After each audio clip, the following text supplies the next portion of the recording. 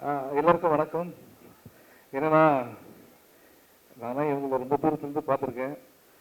Bala sir ஒரு ஃபங்க்ஷனில் பார்த்தேன். பார்த்துட்டு பார்க்காத மாதிரியே போயிட்டாரு. அதுக்கப்புறம் திருப்பி அவர் மூஞ்சி பக்கத்தில் போய் நின்றேன். அப்புறம் என்னை பார்த்து சொன்னார், தமிழ் படம் பார்த்து நல்லா இருந்தது. ஞாபகம் இருக்கா சார் நீங்கள் சொன்னீங்க? அன்றைக்கி சும்மா சொன்னீங்களா சீரியஸாக சொன்னீங்களா தெரியல. ஆனால் நீங்கள் இங்கே சொன்னது ரொம்ப சந்தோஷம் சார். வெற்றிமாறன் சாரோட பெரிய ஃபேன். ரேடியோ டைம்ஸ் வந்து நிறைய தடவை அவர்கிட்ட பேசியிருக்கோம். நிச்சயமாக ஒர்க் பண்ணுறோம் அப்படின்னு சொல்லியிருக்காரு. அதை நிச்சயமாக அவர் மறந்துருப்பாரு. ஸ்டேஜில் ஞாபகப்படுத்துகிறேன் உங்களுக்கு. ஸோ இங்கே ஜஸ்ட் டேக் 2 minutes சார். எல்லாம் சார்பாகவும் பேசுகிறேன், ஆக்டர் சார்பாக. ஏன்னா மேடைக்கு வந்த எல்லாரும் என்ன சொன்னாங்க, ராம் சார் அப்படி இப்படி, அவர் மாதிரி ஒரு டைரக்டர் இல்லை சார், கோச்சிக்காதீங்க சார். அவ்வளோ சொன்னாங்கல்ல சார். ராம் சார் வந்து என்னோடய ஷூட்டிங் எக்ஸ்பீரியன்ஸ், நான் படத்தை பற்றி பேசலை. ஸோ ஃபஸ்ட்டு டே ஷூட்டிங் போகிறேன். நாளைக்கு ஷூட்டிங் பாலக்காடில். சார் லொக்கேஷன் வந்துருங்க அப்படின்னாரு. அதாவது நானும் 18 வருஷமாக சென்னையில் யாருமே லொக்கேஷன் நம்ம கூப்பிட மாட்டாங்க, ஷூட்டிங்க்கு தான் வர சொல்லுவாங்க. ஏன்னா லொக்கேஷன் பார்க்க கூப்பிட்றாருன்னு பார்த்தா லொக்கேஷன் போயிட்டேன். ஏன்னா நம்ம டீம் சொல்கிறாங்க, சார் ஃபஸ்ட்டு டே அவர் இம்ப்ரெஸ் பண்ணுங்கள். ஓகே, ஃபஸ்ட்டு டே போனேன், லொக்கேஷன் போனேன். லொக்கேஷன் போன உடனே வாங்க அப்படின்னு கூப்பிட்டாரு. பாலக்காடில் ஒரு ஃபாரஸ்ட் ஏரியா. அந்த ஏணியை தூக்க முடியுமா சார் அப்படின்னாரு. ஒரு ஏணி இருந்தது.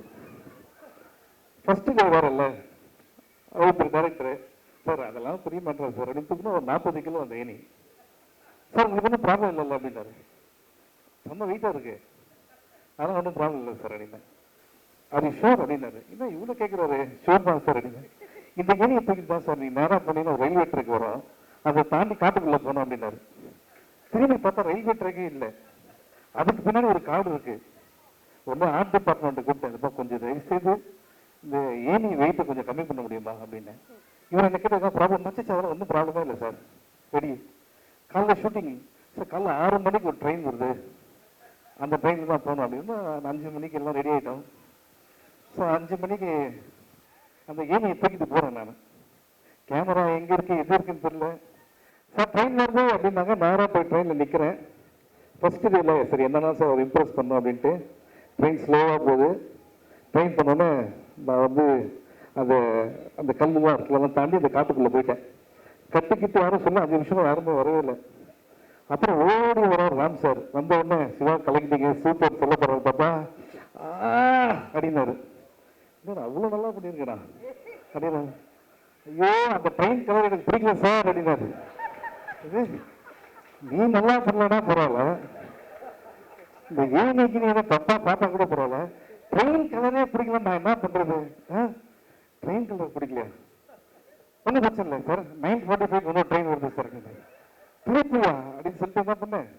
சார் இந்த பிரேக்ஃபாஸ்ட்லாம் சாப்பிட்டு சரி ஒரு 8 சார் ட்ரெயின் வருது சார். திருப்பி அங்கே ட்ரெயின் வர டைமும் நான் போகிற டைமும் எல்லாம் கரெக்டாக இருக்கணும். சார் திருப்பி போகிறேன். திருப்பி வந்தோன்னா பாலக்காட்டு கோயம்புத்தூர் போகிற ட்ரெயின், காலையில் போகிற ட்ரெயின் எம்டியாக இருந்தது. இப்போ ஃபுல்லாக வேலைக்கு போகிற ஜனங்கள்லாம் உள்ளே போகிறாங்க. அவங்களுக்குன்னா நான் ஒரு ஆர்டிஸ்ட்டு, இவங்க நான் கேமராவை இல்லாமல் ஏனியோட தனியாக நிற்கிறேன் அப்படின்ட்டு. அங்கே உலக சூப்பர் ஸ்டார் அப்படின்னு கட்டுறான் ஆர்த்தேன். எனக்கு அசிவசியமாக ஒரு வாயில் டே தயவுசெய்து நான் உனக்கு ஒரு ஆயுஸ் சொன்னேன்னு வச்சுக்க, இதுக்காக நான் வேற ஒரு ட்ரெயினுக்கு வெயிட் பண்ணேன்டா அப்படின்ட்டு. அது வேற பயமா இருக்கு. அவன் வேற அப்படி போறான். அங்கே பேச மாட்டீங்களா, அவ்வளோ பேசுறீங்க அப்படின்றான் ஒருத்தன். இப்போ இவனை பார்க்கறதா இவன் திட்டுறதா. அன்னைக்கு ரொம்ப வருத்தப்பட்டேன். அகில உலக சூப்பர் ஸ்டார் பட்டத்தை நினைச்சு அன்னைக்கு வருத்தப்பட்ட ஒரு நாள் சார் அன்னைக்கு நான். ஸோ அப்படி போச்சு. ட்ரெயின் பார்த்த உடனே அப்பா ட்ரெயின் போச்சு அப்படின்னு சொல்லி தண்ணி உள்ள போனேன். ஓடி வந்தாரு. சார் ட்ரெயின் போச்சு, நீங்க ஏன் சார் எப்படி பார்த்தீங்க அப்படின்னா. சார் இது ட்ரெயின் போனால் அப்படி பார்த்து தானே சார் போவோம் அப்படின்னா. அது பின்னாடி ஒரு கேமரா இருக்கு சார், ஒன்றும் பிரச்சனை இல்லை சார், நாளைக்கு டெல்லியிலேருந்து ஒரு ட்ரெயின் வருது சார் அப்படின்னு. இதுதான் ஃபர்ஸ்ட் டே ஷூட்டிங்கு. ஓகே, அதுக்கப்புறம் என்ன கேட்டாரா, அவர் என்ன எவ்வளோ லவ் பண்ணுறாருன்னா, சென்னை 22 கண்ட்ரோல் பண்ண ஒரே டைம் தான் வந்தது. அதுலேருந்தே படம் பண்ணனாரு. நானும் அதை நம்பிக்கலாம், என்ன எவ்வளோ நம்பர் அதை லவ் பண்ணுறேன்ட்டு. ஒரு நாள் இது ஏப்ரல் 15 சார், பாலக்காடு எப்படி வெயிலாக இருக்குன்னு பார்த்துங்க. கூப்பிட்டாரு. சார் நீங்கள் பண்ணதுல ரொம்ப அதிகமாக நேரம் உள்ள சீன் இருக்கு சார் அப்படின்னு கேட்டார். சார் சென்னை 28 காலில் விழுந்து மன்னிப்பு கேட்குற சீன் இருக்கு சார், இந்த ஃப்ரெண்டோட தங்கச்சியை லவ் பண்ணதுனால. அது ஒரு நிமிஷம் 2 நிமிஷம் வந்துருங்க சார். இன்னைக்கு நீங்கள் ஒரு ஷார்ட் பண்ணுறீங்க, அட்லீஸ்ட் 2.5 minutes. நமக்கு என்னன்னா ஒரு டைரக்டரு நம்மளை நம்பி சொல்கிறாரு, என்ன சார் ஷாக் அப்படின்னா, ஒன்றும் இல்லை சார், நீங்கள் வெயிலில் படுத்திருக்கீங்க. அதாவது 12:30 மணிக்கு வெயிலில் நான் படுத்திருக்கேன். கேமரா எங்கே போகுதுன்னா, ஊரை தாண்டி ஒரு பாலம் இருக்கு, அங்கேருந்து ஒரு ட்ரோன் ஷாட் வருது, வருது 2 இல்லை 3 நிமிஷம் வருது. இப்போ இது வந்துருச்சா, நான் கண்ணு திறக்கலாமா, ஒன்றுமே தெரியல. கரெக்டாக 12 மணிக்கு கேமராவுக்கு மேலே சூரியமாக இருக்கு. என்னதான் கண்ணை திறந்து திருப்பி 1 hour போயிடுவான்னு பார்த்தா, அன்னைக்கு தான் என் கூட இருக்காங்க என் டீம். இவ்வளோ ஜாலியாக நான் அவங்கள பார்த்ததே இல்லை. கைத்தட்டலாம் பாருங்க, அவன் என் டீம் தான். ஓ, ஸோ அப்போ புரிஞ்சுது ராம் சார் வந்து உண்மையிலே என்னை ரொம்ப லவ் பண்ணுறேன். Thank you so much sir. And இதெல்லாம் ஜோக்ஸ் அப்பார்ட், நிறைய கதைகள் சொல்லியிருக்காரு, நிறைய பண்ணணுன்ட்டு. அஃப்கோர்ஸ் நான் சொல்லியிருக்கேன், நமக்கு ஆஸ்கர்லேருந்தே நிறைய இன்விடேஷன்ஸ்லாம் வந்து அங்கே போகல நான், பிகாஸ் நிறைய ஒர்க் இருந்ததுனால. பட் ராட்டர்டாம் ஃபிலிம் ஃபெஸ்டிவல் நான் ராம் சாரோட போனேன். அங்கே வந்து இருக்கிறதுலே பெரிய தேட்டரில் வந்து எங்கள் படத்தை ஸ்க்ரீன் பண்ணாங்க. தேட்டர் உள்ள சீட் கிடைக்காம நிறைய பேர் வெளில வெயிட் பண்ணாங்க. ஃபிலிம் பை ராம் அப்படின்னு ஒன்று அவங்க எழுந்து நின்று கை தட்டினது பார்த்தேன் வச்சுங்களேன். அது வந்து நம்ம நாட்டுக்கே பெருமையான ஒரு விஷயம். Is our asset. இன்னைக்கு வந்து பாலா சார் வந்து ஏன் எல்லாருக்கும் பிடிச்ச ஒரு இயக்குனர்னா, அவர் வாழ்க்கையில் அவ்வளோ சாதிச்சிருக்காரு. அவர் வந்து இங்கே சொல்றாரு இந்த படம் வெற்றி அடையணும் அப்படின்னா, சார் இங்கே வந்திருக்க எல்லாருமே because you all love you so much. நிச்சயமாக உங்கள் நல்ல மனசுக்கு இன்னைக்கு நிறைய படம் பண்ணுவீங்க. அண்ட் உங்களோட நல்ல ஆர்டிஸ்ட் ஒர்க் பண்ணுவாங்க. இல்லை நான் இருக்கேன்றது அப்படி சொல்ல வந்தேன். நிச்சயமாக sir, I am very happy to be a part of Paranthu Po. And அவரும் நிறைய விஷயம் இருக்குது சார். அது வந்து நான் சொல்லலாம்னு தெரியல, ஆல்ரெடி சொல்லியிருக்கேன் வேறு. பட் இது மாதிரி நிறைய ஃபங்க்ஷன் வரும்னு நினைக்கிறேன், அதெல்லாம் சொல்கிறேன். நான் வர thank entire cast and crew. மித்துல்லாம் ஃபர்ஸ்ட் டே வந்து ஒர்க் பண்ணும்போது ரொம்ப அமைதியாக பயமாக இருந்தான். ஒரு 30 days ஆனதுக்கப்புறம் நானும் இன்னும் பைக்கில் போகிற ஷாட்டு ஆனால் அது 1 hour போகும் அப்படின்னு நினைக்கிறேன் அப்படின்னு நான் என்கிட்ட. அதுக்கப்புறம் வந்து இந்த ஷாட்டு சரியில்லை, கொஞ்சம் முன்னாடிலாம் பேச ஆரம்பிச்சிட்டான். அந்த அளவுக்கு ட்ரெயின் பண்ணி எங்கள் எல்லாரையும் பண்ணார். Thank you so much Ram sir.